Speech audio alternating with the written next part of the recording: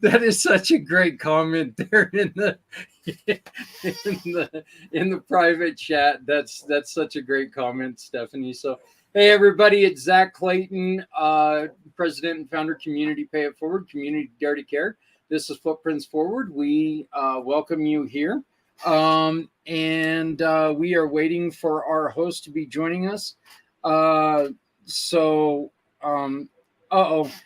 I take it Erin is in Central Time. Yes, she is. Oh no. Yeah, okay, because I made the mistake. I thought she was in on East Coast. So so we may have a problem here, guys. But why don't we go on ahead and start out, Stephanie? Why don't you introduce yourself as I try to make up for my misstep here? All good. Hey, it's a Monday morning, you guys. Good morning, Zach. Good morning, Mr. Z. Nice to see your face. Good morning, Patrick. I'm glad we got, the pre-show chat in there. My name is Stephanie Simoes. Good morning, everyone that might be tuning in. What I do is I work with nonprofit organizations and people year-round to assist with fundraising through One Hope Wine. We are a cause-centered winery out of Napa Valley with over $9.7 million donated to date to over 42,000 different nonprofit organizations.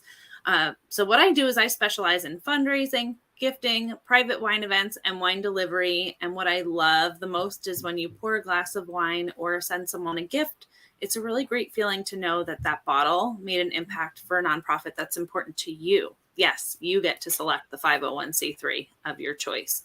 Zach and I run a monthly show highlighting smaller nonprofit organizations to help them fundraise, but most importantly, to get their mission out there to more people. So if you're not on our page, Community Pay It Forward, One Hope Fundraiser on Facebook, and you can find that in my link tree as well. It's the link right up at the top. I am also the co-founder of P&S Properties. We're a family-run business that's working to curb the homelessness crisis in our veteran communities. We work with HUD-VASH recipients on housing, and we're working to build veteran communities and housing while providing support and resources. My work through One Hope has inspired me in this direction, hearing where we're really lacking. So that's why this mission is important to me, and I'm really glad to be here. I wear many hats, so feel free to connect with me through my link tree. All of the ways to contact and connect on my socials are right there on that page. Happy Monday.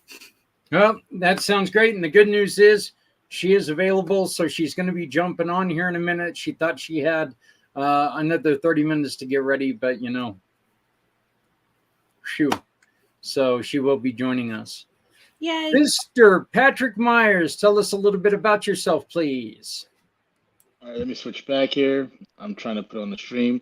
So my name is Patrick Myers. I am the founder of A Call Edge Global and Consuming Fire Media. And what I do is I just help as many people as humanly possible and get the message of the gospel out on as many platforms as possible. One of the things I do is what you call the Youth Initiative. And the Youth Initiative is a tool for teenagers to be able to do the things that they are called to do, what's inherent in them, and find their own purpose with the tools that we give them. And so it is one of the most amazing things that I've done. Like, we've had our 4th session so far, and just how the teenagers are just opening up about their lives and what's going on in their lives, and you can start to see the healing already start to happen, and then like the idea that they can do things, and the ideas that these teenagers have come up with so far helping a chalk walk, and where they want to do for donations, have people come out and do art on the side on the greenway, helping with the elderly, um, helping with younger kids. Just so many different ideas that they came up with for solutions for themselves for their own time. And so that's one of the things I do with the youth initiative. The other thing I do with Consuming Fire Media is that we do different various podcasts. The first one is the Men's Pit Ministry podcast, and that's we got 2 episodes up on Spotify right now, and they're going to be coming out more and more frequently. And this is just for men that are struggling and going and trying to figure out, how to walk this life out.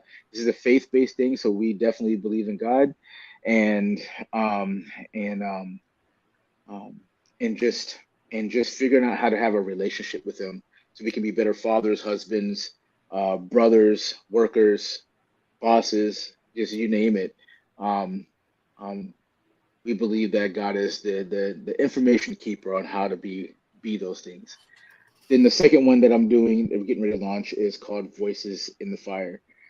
And this is for people that have just been through really, really hard times, and you come and you just share your testimony on how God got you through these things, and just share pretty much your testimony of your life, how you got from where you were and overcame whatever difficulty it was that was in your life, and how you got to this point now and walking in victory.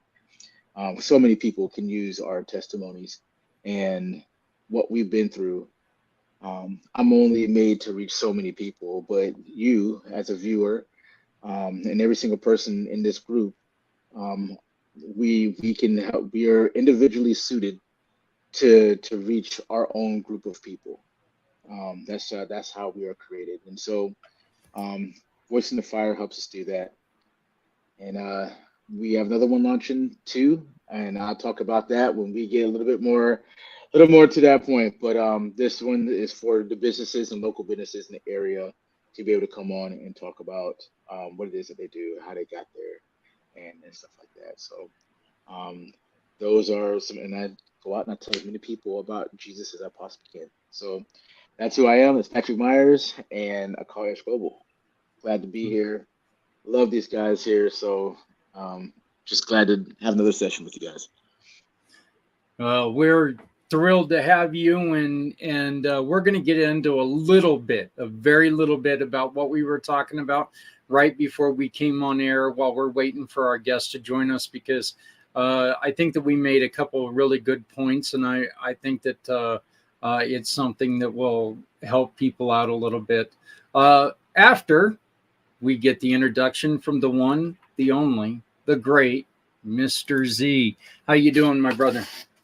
I am feeling very grateful to see everyone here.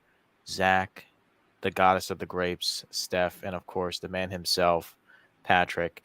Just want to give you a big kudos to you, Zach, for putting out that fire in a very calm, relaxed, and a very strategic demeanor. You didn't panic, and I'm glad there's always time to move forward in the right community footprints.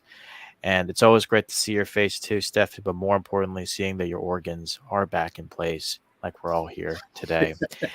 And of course, Patrick, always great what you're doing. So, with that being said, I sort of have an announcement, but I'll put in my introduction. It's kind of a re announcement or Z announcement. Hello, world. My name is Z, or you can call me Mr. Z. I am a web developer, and I am also a consultant that specializes in helping nonprofits, family owned businesses, veteran owned businesses, and entrepreneurs like yourselves who are looking to announce upcoming events, book online appointments, or accept donations and sell products and services without the use of eBay or Amazon. I also provide a free consultation to those who are looking to get started on their brand new website, and to those that have an existing website, but they're not comfortable with the idea of accepting payments, not comfortable with the idea of making changes to the back end of their website, whether it's WordPress, Squarespace, Wix, or even more. I do want to emphasize that I do have a referral program called Z Referral Program.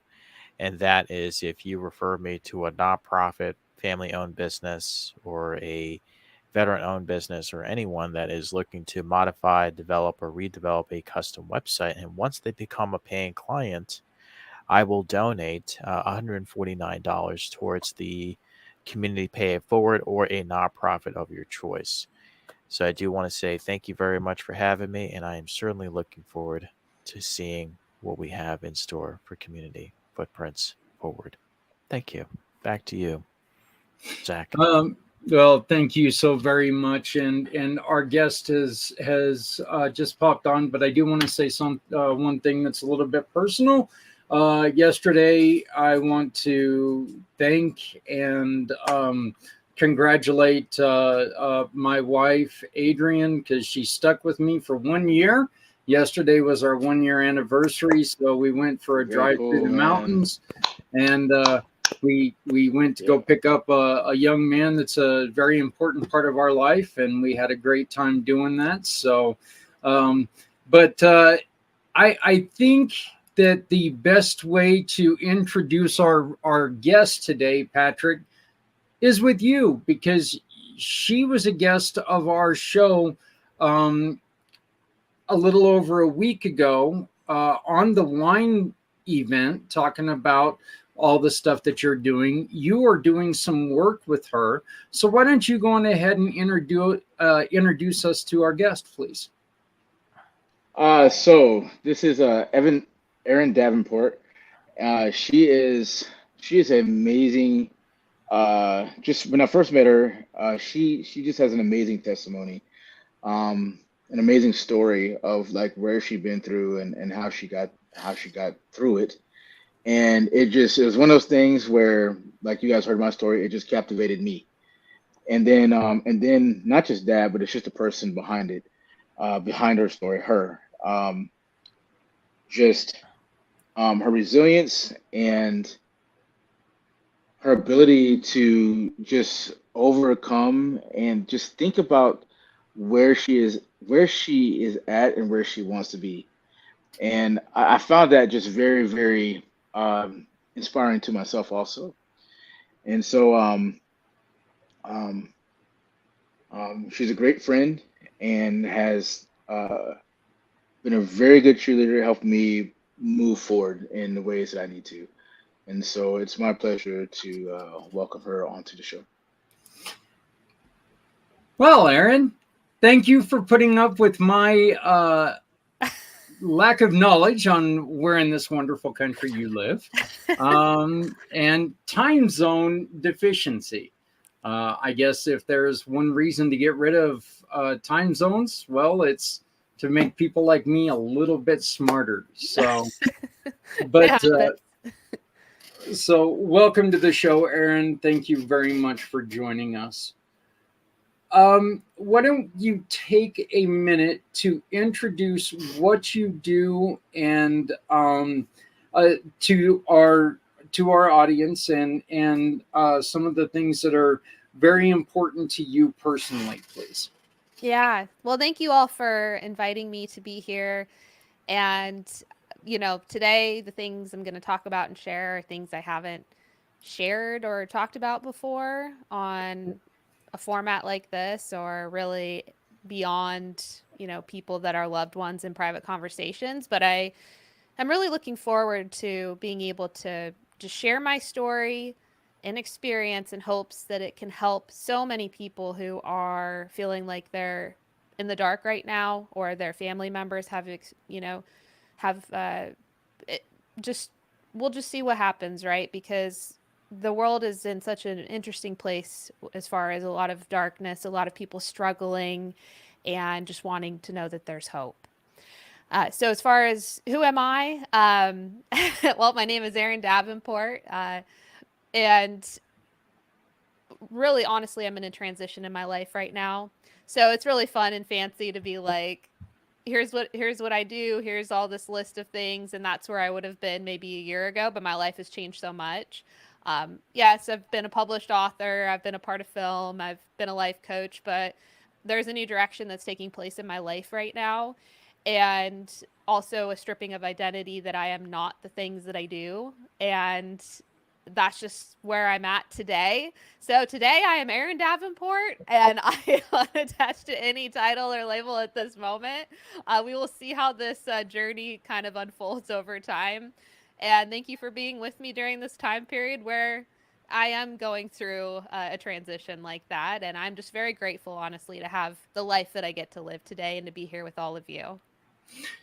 Well, we greatly appreciate you joining us. And Erin, you mentioned you're going to be talking about something that it's not going to be very comfortable. And I want to rest assured to you personally, if it gets to be too much and you need to bow out, please do. Just understand that we are going to be try to be here to support you the best we can. One, and we really hope that people understand the importance of your story, because your story can help so many. So, so saying that, the reason you're on here is you made a comment on our pre-show a couple days ago that you unfortunately have lived through the suicide of somebody very important to you, and that's your sister. Can you tell us a little bit about, please be comfortable in telling, but tell us about your sister and tell us about the problems that she was suffering with. Yeah, so my sister, she was 2 years younger than me, about 18 months actually. And in my family growing up, she was the other sibling that was also a ginger. So we were always like told we look like twins. People would confuse us. I still don't think we looked similar, but we just had red hair and or just, the unicorns or something. And we just looked, we had our hair color the same. But we grew up honestly just doing everything together. We were like little buddies because of our age difference was so small, and that meant even overlap of friends at times in school.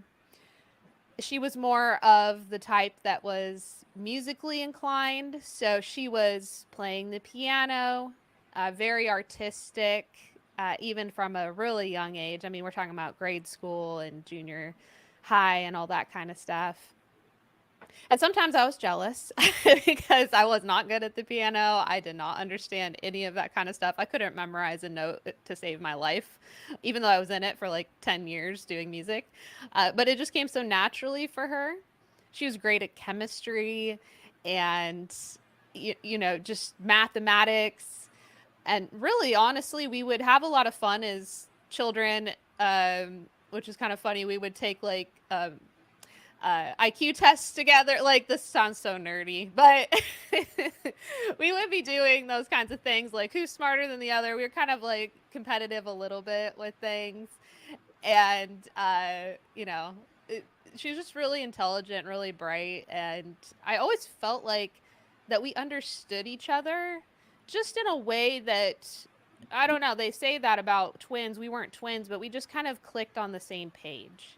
She would be feeling something or experiencing something, and it was almost as if I could also sense and feel what she was going through. So we were really close. And even when my family couldn't console her or there were things that would go on, she always trusted me, and I was always that safe person to go to where we could have a conversation. And she knew that, I wouldn't tattle on her or as we got older, that she just knew that I would be her friend. And so having this kind of close dynamic growing up, at the same time, she was starting to struggle in her younger years. And I remember, I think I was in 7th grade, and she's, she's 2 grades under me. So she would have been like 5th grade or something like that. I don't remember the exact years, but I just remember my parents saying that she had taken pills and that she had gone to the hospital. I still don't have very good recollection of that. I haven't asked my parents about that since that has occurred. I just haven't thought about it until now. But it was like there was this darkness, like this dark cloud that was following her. And I could sense that even when she was younger, because on one hand, she was this really intelligent, articulate, teacher's pet kind of, person, and has such a big heart, cares about others, doesn't want to see anybody else hurting. And then on the other side, I could tell, struggled with things within herself, and that she was depressed and hurting. And so I remember that happening for her at a very young age. And me, I'm kind of like if something happens, I just kind of my mom says I just dust myself off and just continue running forward, whatever that is. And I noticed her like me continuing to run forward in life and her slowing down is what I noticed. Like there was started to be more of a disconnect. I would go off to college and she would come later but really struggle with that. So she was navigating depression, going to therapy, trying to find a lot of answers to what was going on. And it was when we were both in college together at the same college over in Nebraska. We had moved from Iowa to Nebraska to go to school. And we were there, and she started to get very paranoid. Later, we would find out that from her diagnosis ended up being schizophrenia, and that she was starting to have like attacks of like seeing things, and she started to become very afraid of the world. Like before, she was like depressed, and I don't know how much of that stuff that maybe she saw things before and was struggling and maybe didn't share it. I'm not sure. But it really hit at around 20 when she was in school. She's going to college for chemistry. That was her major. She was the chemistry lab assistant, and her grades were always straight A's. So she was excelling mentally in that way. But at the same time, she would have these kinds of, it was almost like she was overtaken by her, like by a disease or by darkness. And my sister, I started to slowly from that point forward just see her turn into a different person almost. It's like sometimes she was just fully there, fully cognizant. We would be up to our mischievousness when it comes to playing board games or card games. And, we had like little codes of like telling each other when we're on the same team. Like, I'm not advocating for cheating at card games, but it was kind of like this thing where we just had this kind of connection and had fun with it. And so we had these good times. She loved board games. We always played those kinds of things together as a family and with friends. And she had a lot of friends at the school. A lot of very heart-centered, loving people surrounded her, even though they knew she was navigating some difficult situations. And at the same time, I just saw this decline in her becoming more reckless. And I started to notice that I go to visit her. She had to drop out of school because she couldn't keep up with everything, battling her mind while also trying to, be able to attend classes and wake up in the morning when she's had a mental breakdown all night or something like that. I also noticed, she's battling like spiritually. She was having a hard time too. And it was rough. It was rough to watch because here I am. I'm trying to continue through school, and I'm working really hard. I'm paying for my own education and all this kind of stuff. So I'm really busy and spending the time I can with my sister and with her friend group. Even though she dropped out of school, she still remained friends with people there. She moved across the street from the college so she could try to stay connected because she was fighting. She was trying to fight whatever it is that was going on for her. And she didn't want to let everything go. And I think she knew that if she would just completely isolate, that would have been the worst thing for herself. Mm-hmm. And she did isolate a lot, but it was such an amazing thing where I could literally walk across campus and show up at her apartment or invite her to something at school. But yeah, she was in and out of psych wards. She had a social worker. She would go to the psych wards and we would visit her. And I always was just kind of, it almost was like every time I went to see her, she just kind of seemed like worse, or she was scared of people that were there. And that made me more stressed because my sister, again, she's like vegan. She doesn't want to eat any of the animals and hurt them. She's like, just like this really caring, loving person who's always standing up for other people. And then I felt like she was in some ways at risk with very violent behaviors happening around her. And I just had to really release that and honestly just pray for her and just trust that she would be taken care of during that really dark time. And it was really interesting to try to explain that to people because people didn't get it. It's like, where's your sister at? It's like, oh, she's, do I tell them she's in a psych ward? Are people going to judge that? They shouldn't, but are they going to? So it's navigating, being conscious of what she's going through, respecting her privacy, but also she had a lot of friends that were worried for her as well. So being able to be there and comfort them. So when she battled through that a couple years through that time in college and living across the street. And then she ended up going to a psych ward one more time. At this time, I'm also going through some difficult things. And I'm working through some things somewhere else, getting help for my own addictions and struggles. And I get out of that place to get support for my own stuff I'm struggling with. And 2 days later, I get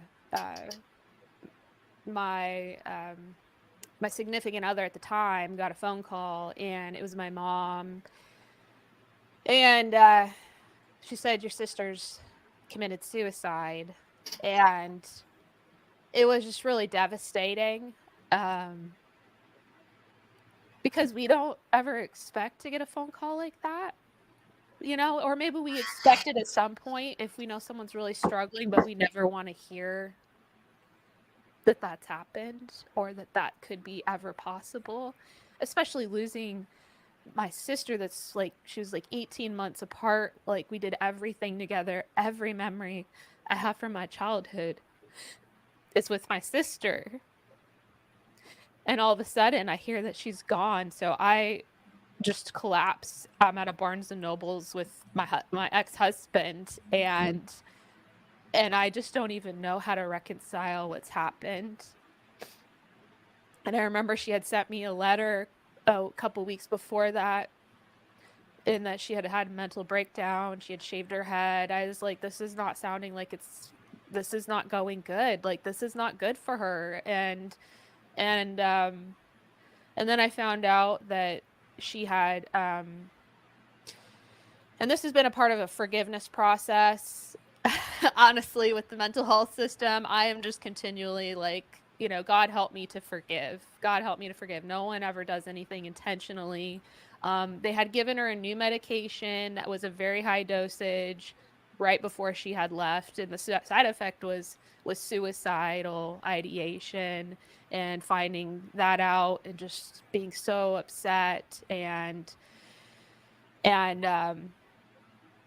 I guess my mom and her were baking cookies, and my stepdad, I won't get into all the details because nobody needs to know all the details, but my stepdad was a cop at the time, and he was getting ready for work, and he had sat his gun on the bed, and my sister knew and had Googled exactly what to do to get it out of the holster, and all of a sudden it went from them making cookies to my sister taking her life. So And I don't know what her final thoughts might have been, but, you know, I just hope that she knew she was loved. And I know how depressed she was that she couldn't live a normal life. At least she felt like it. She always wanted to be successful and have a normal life and have children and have a family. And she had said, I can never do any of these things. So being so smart and intelligent to know that the life you're living isn't the life to the fullest. And I think that she had just given up. There were signs maybe that we look back on where she got rid of her dog that was like her best friend and founded a new home. She had just wrecked her car on accident and it was totaled, so she had lost her only way of having freedom. And she had visited my family that she hadn't seen in years, my dad's side of the family. There are all these signs looking back, and I don't even know if she knew that she was doing those things, and maybe she did, but yeah, so I heard about those things that had happened, and I was living out of state, and I came out for the funeral, and I think I spoke even at her funeral just about her and what I appreciated about her. And so, yeah, so that's kind of what I've kind of been navigating through is how to reconcile when someone that is so close that's always supposed to be there is not there, and the memories that I'll never get to make with her, to know that her life was so short, anger at times of like, why did she have to suffer, why was she sick, you know, what could I have done to help her. There's all these thoughts that go through the mind, but I think that it's not able to be understood to a certain degree, and to allow it to be what it is where I'm at today, and to allow myself to grieve when I need to grieve. And it's been, God has used this opportunity of working through my grief. Not that he ever wants us to go through stuff like this, but to really be there for others, because people knew from my school what had happened, and the amount of people after that who had lost someone that was close to them. I've been able to at least tell them, I understand.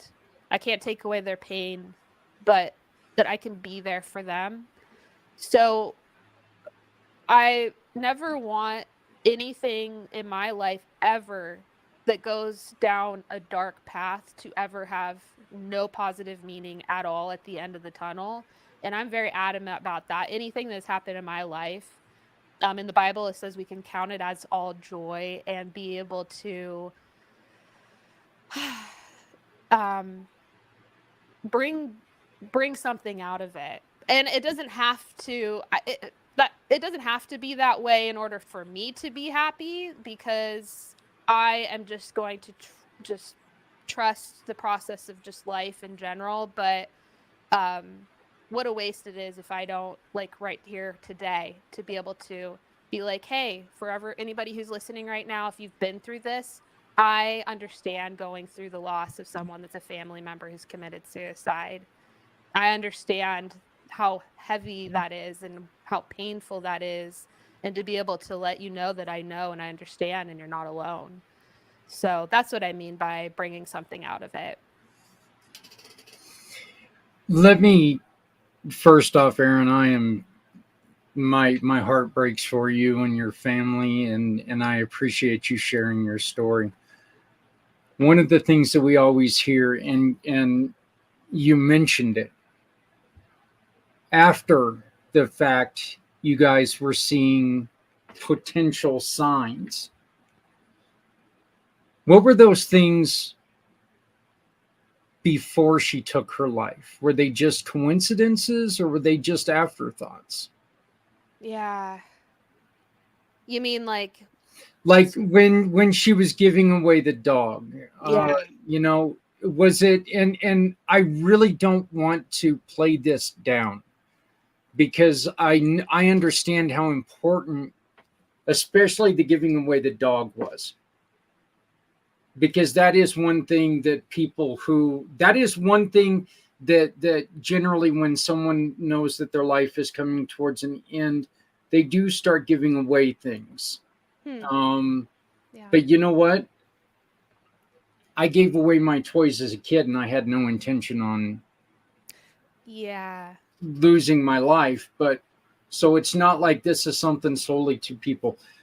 What did it ever raise any red flags at all? Or was it kind of one of those things that you were just like, that's odd, but that's kind of the way she is? Yeah. I mean, I think that's really important to discuss because, I mean, if there are people that are listening too, that they're wondering or having awareness of signs of people doing things and just having that in the, not to be paranoid, but in the back of their mind, if they know someone who's struggling. It was out of character because her dog, Elvis. I mean, Elvis was a mess. Elvis would have accidents. She still loved the dog. It was just like, my sister's very clean and tidy, and she had this like chaotic animal, and it was her best friend. And it was the, companion for her daily life. I mean, when she wouldn't leave her apartment, she had the dog. And I think what you're saying is very important to look at because it was out of character. Because for her, as chaotic as the dog was, and as much as everybody kept telling her to get rid of the dog for a long time or get a different one or something, she never would do that. And at some point, within 2 weeks, I think, of when this happened, she had found the dog a new home. And she cares so much, as I said, about others and about people, animals, all that, that I'm sure she wouldn't have wanted the dog just to. I don't think she could reconcile probably if she didn't know what was going to happen with the dog. Um, Even with the car accident, it was very strange because it's like all of a sudden she gets rid of the dog, she gets in a car accident, the car is totaled, that's gone. And I think that might have honestly been a breaking point almost for her as well, because her only sense of freedom, whether she should have been driving honestly or not, was that she had a car, because otherwise she was completely isolated. My family, my mom, and all of them lived a couple hours away. So for her to go see them, my parents are busy. They can't go drive a couple hours, go back, drive, do all this stuff. That was her way of visiting the family. That was her way of going to the grocery store. And it was her lifeline in essence. And so that being gone, I'm sure was extremely devastating because I'd heard how important the car was for her before that.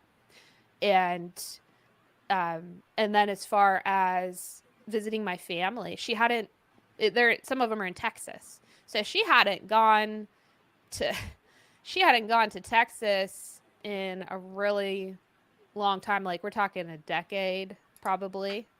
And she's going down there and going to a, Cowboys game and all this kind of stuff. And it seemed like that there was something there. Also, the fact that she wrote me a letter. She didn't write me letters when she was in psych wards, usually. I think that was like the first time she ever had. And the fact that she wrote me a letter where I was located and was like communicating and found out my address and all this stuff, that kind of spoke to me of something as well. So I think that there needs to be maybe awareness of and I think there sometimes is a denial. I just want to end with this for now. I think there can be a denial sometimes on my part in my situation where you just never want to dream that something so bad could ever happen. That's like, oh, that can't be. That might not be what's happening. Because it is so painful, honestly, to look at and to address, whether I'm conscious I'm doing that or not. But yeah, absolutely. People giving away things that are out of character and things that are really important to them out of the blue, I think is a warning sign.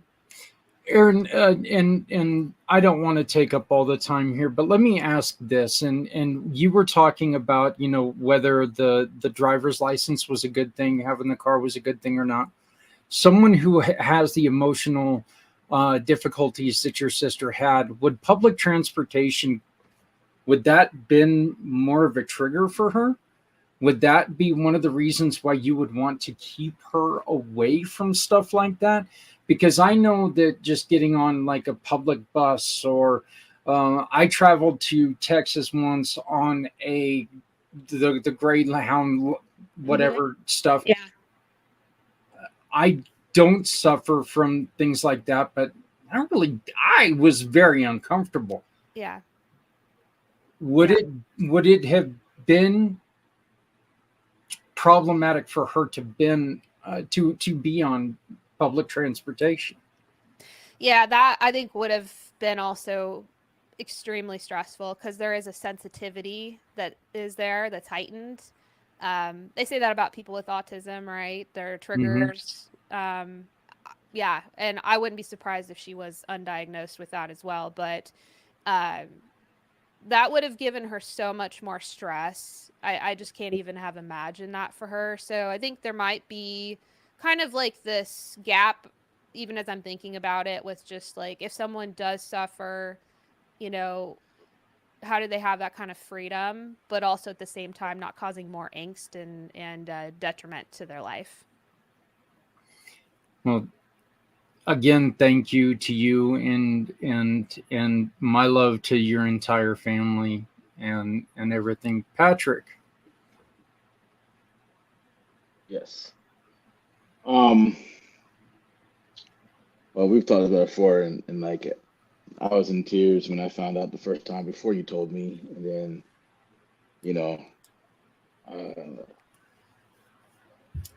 'cause a lot of things you're talking about just brings up stuff and remember feeling like that, feeling uh, just really really lost, and there's nothing that like I felt like I could do about it, at the time. And one of the things I would like to say to you, because a lot just um, I like to say to you, just I think a lot of times the people that survive it, they don't know how to. They have a lot of just thoughts of what they could have done and different things like that. And with everything that you're telling me or you're saying that has happened and other things that I do know, um,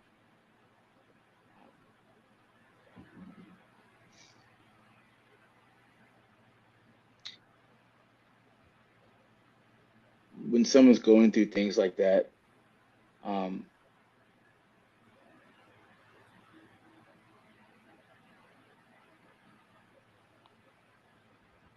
I when I used to deal with the teenagers, right? I'm trying to be wise in what I say. When I was dealing with the teenagers, I used to be when there was taking when my best friend took her life and teenagers were taking their lives, and I used to be very very angry. My daughter was one that was suicidal at the time and was just going through all these things, and I was very angry with her, and I was very frustrated, and it wasn't just angry. I was angry at myself. I was angry at um, all these other things, and then being on the side of it of going through it, right? Um, your sister wouldn't want you to carry any of those things, and I know you know that, but I'm saying it to you because maybe nobody said it to you. Um, from the perspective of surviving it, because my family and everybody else didn't have anything to really do with what was going on with me. Like I knew that they loved me. I knew people loved me, but it was just other darkness that was happening that was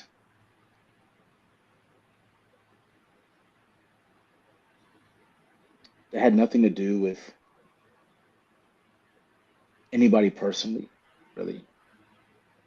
And you're talking about schizophrenia, so you're seeing things, you're hearing things, and then you go into one of those places, and then those places are crazy. I've been there, and whatever you have going on with you, times it 100 when you step into one of those places. It just ramps up because now you're dealing with everybody else's crazy on top of your own. And um, but I can tell you 100%. You know, even with her writing that letter um, and stuff like that, that she loved y'all very much. Um, there's just sometimes just things where we can't just hope runs out, and it's not nothing personal. And and for the people out there, like, what was the question I would have to ask you? And from the survivor's side, right? Like you're the survivor of all these events. What would be the thing that you would want most for people to be able, like, what tool would you want people to have to be able to identify these things or be able to stand in the gap? Because there's so much advice out there, right?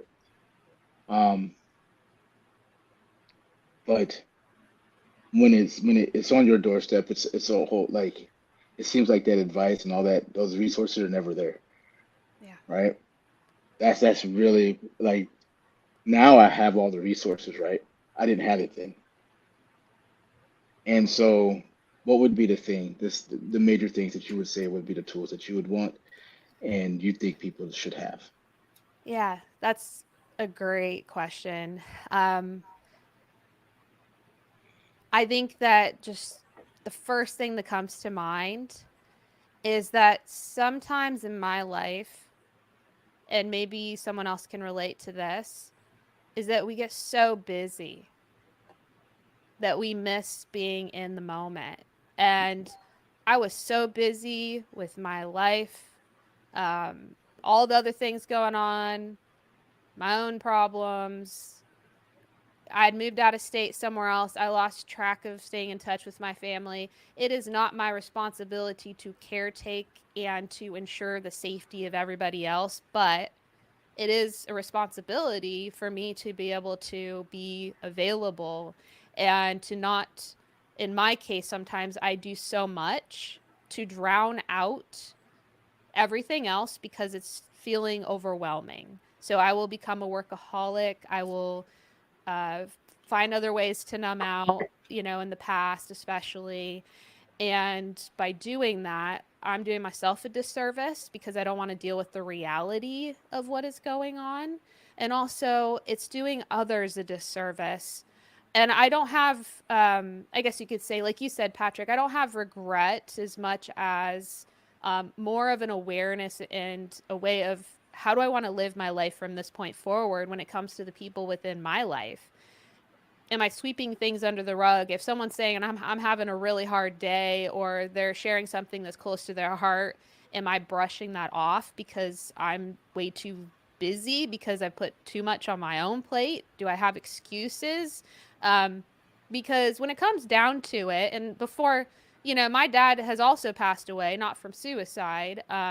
And and I remember telling him, "Are you going to regret that at the end of your life that you didn't work enough or that you didn't spend enough time with your family?"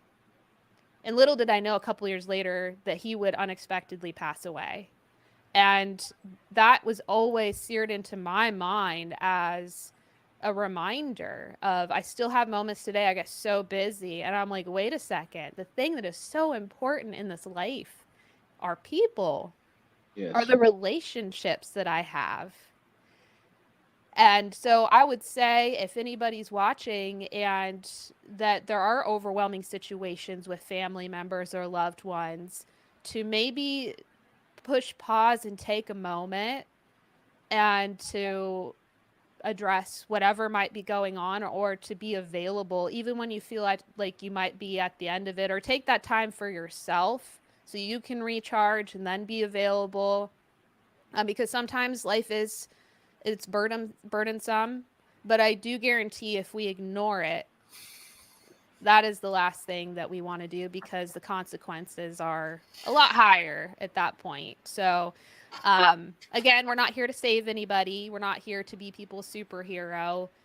and also we can be present and we can pay attention. So I would say that that is something that's really important that came to my mind. And also the strength, as we've talked about before, is that I have reached out for help. I would say if people are feeling overwhelmed, like my mom, she was a teacher. She was a new teacher doing a new career, and she was essentially became the caretaker of my sister for periods of time of years. And I would say surround yourself if you're caring for someone that's really struggling or there's somebody in your life, ensure that you're asking for help. Ensure that you're bringing in a group of people to help to lighten the burden and to be able to then ensure that you're taking care of what you need to be for yourself. But also, there are different perspectives that people can have around us, that they notice things that we don't notice or may know resources that we may not know about. So those are some things that come to mind just immediately as you ask that question, Patrick. I have one more for you. Yeah. Okay. In what ways can you see, like I know you kind of explained, like, you know, you how you see life differently, but what is the main point of strength that I think that have you gotten out of everything that has happened up until this point? Like, what is the superpower that you walk away with out of this? Yeah, that's an awesome question. um,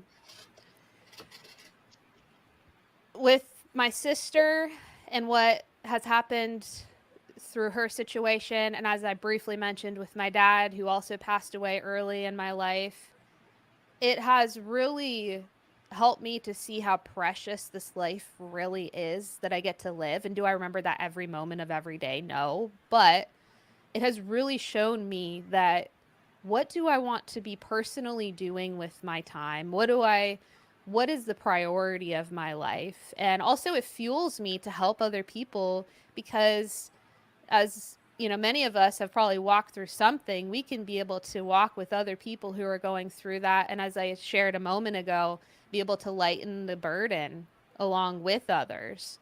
It's also deepened my relationship with God, which I threw into the trash a while ago, and I just recently picked it back up, and I was like, wow, this is so precious, because if there is no point to life, then what is the point? And I will tell you that that is what caused me to almost go down the same path as my sister this last year, is when I threw all of my beliefs out the window and there is no purpose to life. Well, then there is no purpose when we kind of have that kind of thinking.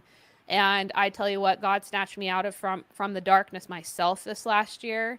And that now I have a purpose. And the purpose is that I want to be able to be a light in this world that is so dark. And Patrick knows exactly what I mean, because we've had so many conversations about this, and that we have such a short period of time to be here and to ensure that it is well utilized and that we are connecting in a really deep and powerful way, and that there is a light like at the end of the tunnel, not to use a cliche, like there is a purpose of being here. And that is what fuels me to move me forward, and to be able to snatch people or be a part of snatching people out of the darkness. And there are so many ways we can do that in this world, but that is what fuels me today. And it's doing things like this, where there may be someone who's listening right now who is depressed, who has suicidal ideation, who is wondering what is the point of life, and to just say, you know, hold on, there is something there, and cry out for help if you need to, because you know, your life is precious, and the suffering that is there absolutely is there. We have compassion, and that doesn't have to be something that is forever. Like, there is hope, there is a way out. And, you know, for me, it was that surrender of admitting I couldn't do this all on my own. So that's what fuels me, Patrick. And you got me now going on this. I don't want to start like preaching or something, but I will stop there. Okay. Okay, Stephanie. Great minds think alike. Patrick kind of stole my question over here. No, I just want to say thank you so much for coming on here, sharing your story. You have incredible strength. I have chills still from when you first started. So my question was, and maybe we can elaborate on it or spin on it a little bit differently, was what really helped you personally to get to this point? Because it took incredible strength for you to come here and share to help others today, right? Like, I don't know that I would have been able to stay as composed as you were in sharing. If there are other listeners watching who are still struggling, who may be in a similar situation, are there suggestions or resources that have helped you to kind of move forward to get to this point after such a great loss?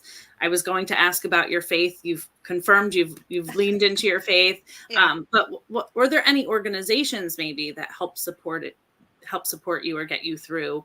Or was it the family around you? Was there anything that kind of stood out to kind of help you through?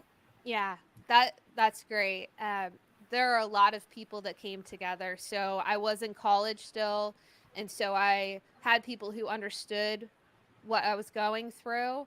And I think it's also not isolating myself, because there's a great opportunity at that point to be so sad and depressed and not want people to see me like falling apart, that there is that tendency to be like, oh, let me just go to my dorm room or my apartment or my home and just like close the door. But that's the last thing that we need to be doing in that situation. So as uncomfortable as it is, to really get out there still and to be like, even if it's a text message of, hey, do you want to come over and watch a movie? Or I just need to get out of the house for an hour. Do you want to go to lunch with me? If you have a full plate and you feel so overwhelmed, ask for time off work and ensure that you're doing something that is going to be uplifting for you. So not just to isolate and not to make it worse, but really to look for an avenue of support. One thing that I did do too was,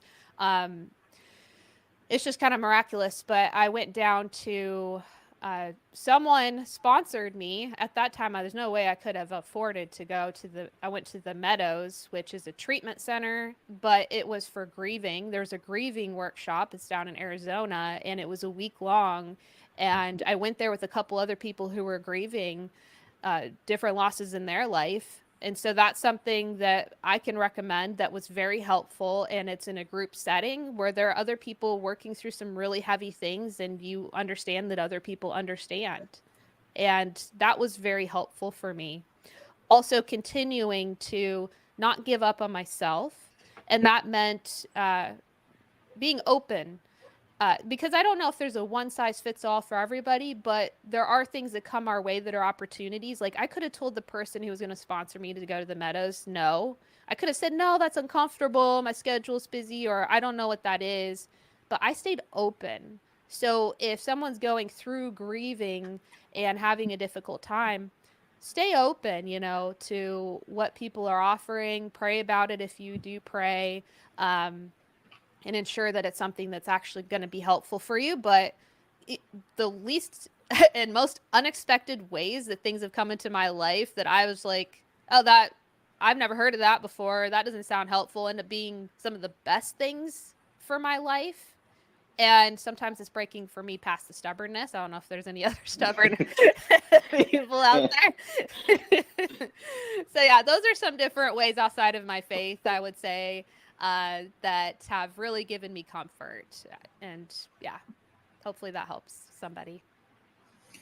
Mr. Z, and I know that we're running really, really tight on time, but I just want to find out if you have any questions or anything to add. And why don't we go on ahead and also throw in the part where, what have you learned today? Of course. I want to start off by saying thank you, Erin, for sharing your story. I know it takes a lot of strength and courage to share your story, and it really means a lot that you're willing to share your story and your relationship with your sister, who was 18 months younger than you, who's accomplished so much, and you both were very close. And you're absolutely right. It's not your responsibility to be everyone's superhero, but it's nice to feel like one. And the fact you're making a huge difference towards those who are experiencing what you went through. And it's nice to know that they could go to someone like yourself that can give them that sense of hope and be the beacon of their life. And no one ever wants to go through it alone. And Patrick had mentioned, had he had those resources, things would be a lot more different. And now that you could be the resource that people could listen to, talk to, without having to feel alone in the process. And I don't want to sound cliche, but you are showing them the light to the ways that there's hope. And you brought up some great points about the signs. And I'm no expert by any means, but this is something that I'm going to think about, sort of blending into what have I've learned. One of the biggest signs, I suppose, it's when they're acting out of place. When you have someone who's a all-star athlete, someone who's an expert person who plays the piano or playing instruments, and all of a sudden they lost interest in what they do. That's something that I should probably be on the lookout for when someone's just completely out of place. Um, and I do want to just say that it's very good to know that there are people like yourself that are using your experiences. I don't want to say use, I would say sharing your experiences to help those who don't even know the signs yet. And maybe they have a sibling that they're not so close to because they're very busy with their work. And just take a moment to say, you know what? I wonder how my sister's doing. I wonder how my brother's doing. How's my cousin doing? And I think hearing your story kind of reminds them that, you know, our careers come and go, or some careers will last a long time, but family will stay forever. And my impression of what you're doing, it's phenomenal. And thank goodness that you were able to get that sponsorship towards that retreat, Mhm. because it's really hard to find someone who shares the vision that you have. Like many people here, you got Patrick, Zach, Steph, who have that faith in not just helping others, but what others can do to help others. So I do want to say that what you're doing, it's fantastic work. And if I could be so boorish to say, on behalf of everybody here, we're we're so glad that you could share your story. And it's good to learn from people who have experienced it and not finding out until it's too late. And my question for you is, you mentioned that you wrote a book, or if you're an author, uh, if you are an author, what's the name of your book? Yeah, that's a great. Okay, so it's I brought together other life coaches and like chicken noodle soup for the Lovely. soul kind of style. And it's the same concept, I guess, because it's 50 the first book was 52 stories about life coaches who overcame hard times in their life, and it shows that they made it through it. And it's called Short, Sweet, and Sacred. And there's actually 3 of them on Amazon that you can find there. And people have given really great feedback about how the stories have been uplifting to them during times of, you know, a breast cancer diagnosis. There's some coaches who wrote about that. I share about my dad and him and his passing away and that experience. Uh, there's a lot of stuff in there, something for everybody. Well, Erin, thank you. Thank you. Um, again, takes immense strength, and your story is very, very powerful. So I appreciate it. I appreciate the pain that you just went through telling this story, and I hope that it's going to bring the strength to someone else that's out there. Um, I do wholeheartedly believe that this is the one story that proves what our name of this show is, that your sister, we wish you would have known that no matter how softly you walk, you always leave footprints. Yeah. Look, you're always going to be missed. Okay. And so this proves that point. um I don't want to put you on a spot, but as these guys were asking, what would be the one thing you would tell a family right now that's going through the pain or maybe the fear that they have somebody who they're about ready to lose? What would be the one thing you would tell them? Hmm.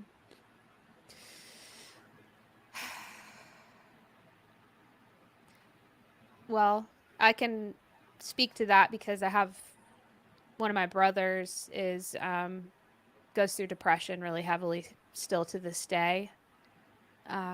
He's someone I still worry about. And what I can say is that just be there for them when they're reaching out. And as Z said earlier, be intentional about reaching out. Also, maybe asking yourself, where can you find your hope? Because if I feel like I have to hold up the universe, that's a lot. That is a lot for anybody to have to do, but I know where I can turn, and I talked about my faith. So what does that look like for you? That you can be able to know that there are resources out there that are even bigger than us that can absolutely orchestrate a miracle in your life. And so I would say that would be something to think about. Stephanie, what did you learn today? I just think it's really, really inspiring, Erin, that you're really just trying to bring joy out of hard situations. So I'll leave it with that. Yeah. Thanks, Stephanie. Patrick? Glory to God. That's what I gotta say, Aaron. Gotta always be intentional about that. So Yeah. glory to God. Yeah. Glory to God in the highest for sure. Um, the thing I learned today, we were just talking about this. I had a friend actually. I went back and asked this friend what did you guys experience when I took my life, right? And the one thing that they said to me was they were like kind of teared up. It's like we didn't know you were right next to us, and we didn't know that you were actually suffering as much as you were. Like when I actually told them what I was going through, I could see that they had no clue. I thought that they did actually, I thought that they did, but they had no clue whatsoever that I was going through so much. And um, if you're out there and you're struggling with these things, with depression and anxiety and suicide, um, um, you tell somebody. Tell somebody. You see my number right here on the bottom. You can tell me. I'm game. Don't, we're all here for you, to be honest. I don't really like to give my number out so much, you know what I mean? But it's there for a reason. You can email me anything and just reach out and let's have a conversation, and know that someone's in your corner. So just reach out and talk to somebody. And that's something that um I'm I really recently learned. I mean, I knew it, but I didn't know how much it affected people because they want to know. I didn't know my friends wanted to know. I didn't know that my family wanted to know.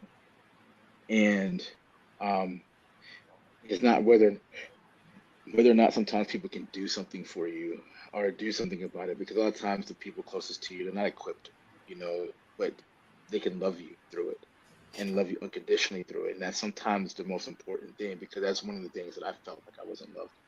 Um, and it had nothing to do with I didn't think that they loved me. I just was just in a deficit of love in general.